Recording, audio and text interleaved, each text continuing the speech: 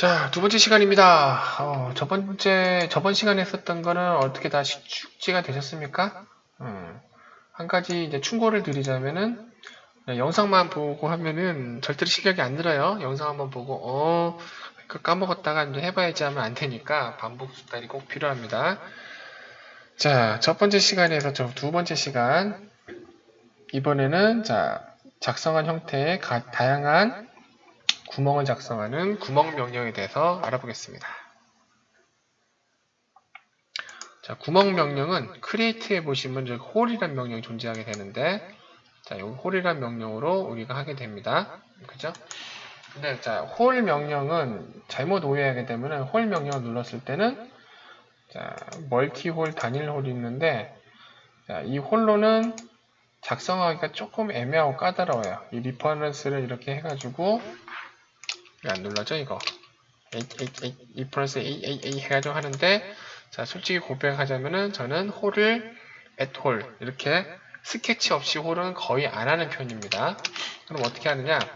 자, 이 면 위에 이 구멍에 점이 이렇게 구멍이 찍혀야 되는데 구멍의 포인트를 스케치를 작성해서 점을 이렇게 만들어 주는 거예요. 그 다음에 그 점에다가 이제 구멍의 중심을 일치시키는 방법을 쓰는 겁니다.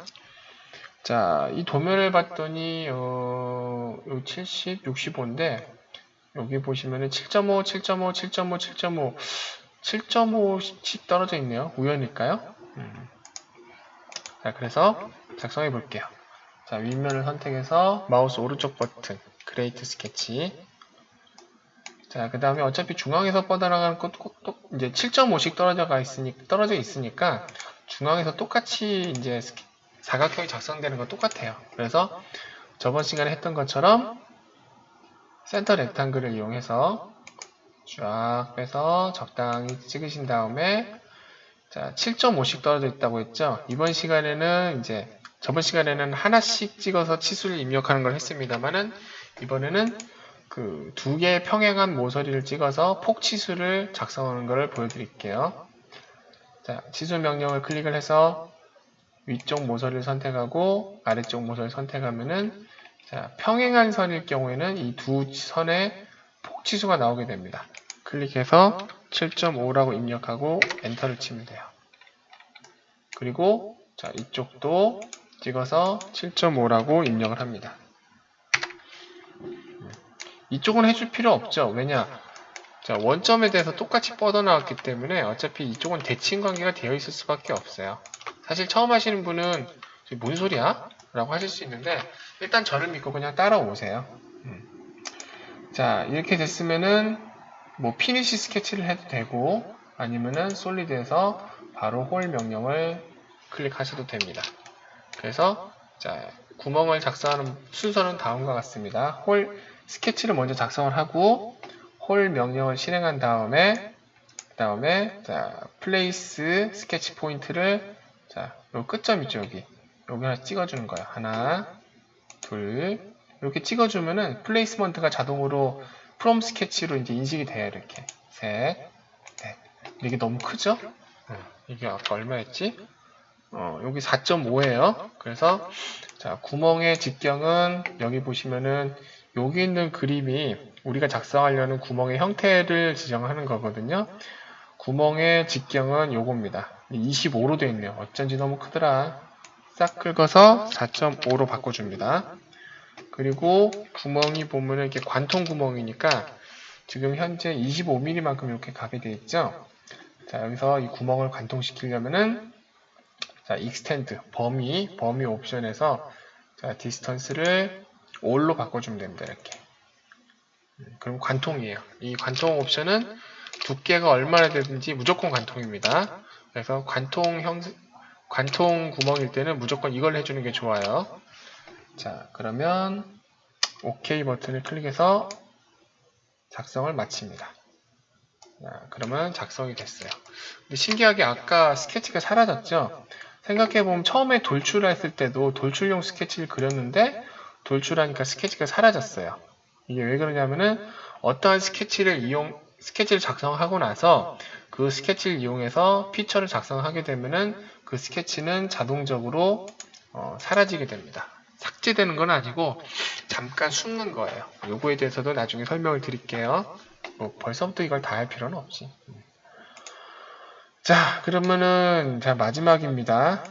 자, 마지막으로는 자 여기 보시면 4-R5라고 되어 있어요. 자, 도면 해석을 모르시는 분은 이제 무슨 소리인지 잘 모르시겠지만은 R5라는 것은 여기다 라운드를 주란 얘기입니다. 그래서 이 모서리를 둥글게 깎아주란 얘기죠. 얼마로? 반지름 5mm로. 그러면 자, 그 형상을 만들어주는 명령은 어디에 있느냐? 바로 모디파이에 있습니다. 모디파이에 자, 필렛과 챔퍼가 그거죠. 필렛이 방금 우리가 봤었던 이제 둥글게 깎아주는 거고, 챔퍼 명령이 이게 그 뭐랄까 그냥 싹 날려주는 거예요. 네. 그래서 이거를 못 깎기라고 부르고 이걸 못 따기라고 부릅니다. 퓨전이 아직 한글판이 안 나와서 그런데 한글판이 나오면 아마 이 녀석은 이름이 못 깎기가 되고 얘는 못 따기가 될 거예요. 뭐 아무튼 요것도 단축키가 있네요, 그죠? 자, 이제 아무튼 명령을 누르고 자, 모서리를 선택합니다.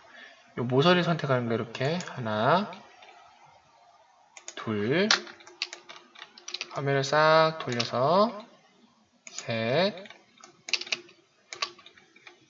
넷. 자, 제가 지금 화면 확대 축소, 화면 시점 이동, 화면 회전을 동시에 번갈아 가면서 쭉쭉 썼죠? 그러니까 화면 제어를 연습을 좀 해놓으셔야 돼요. 이게 익숙해지지 않으면은 내가 정작 이 모서리를 찍어야 되는데 일로 갈 줄을 몰라가지고 막 헤매요, 막. 그래서 화면 제어를 너무 우습게 보시지 마시고 이제 그 뭐랄까 실력 있는 모델러가 되려면 화면 제어도 굉장히 잘해야 됩니다. 해야 될 게 많죠? 아무튼 화면 제어도 좀 신경 써서 좀 해주시길 바랍니다.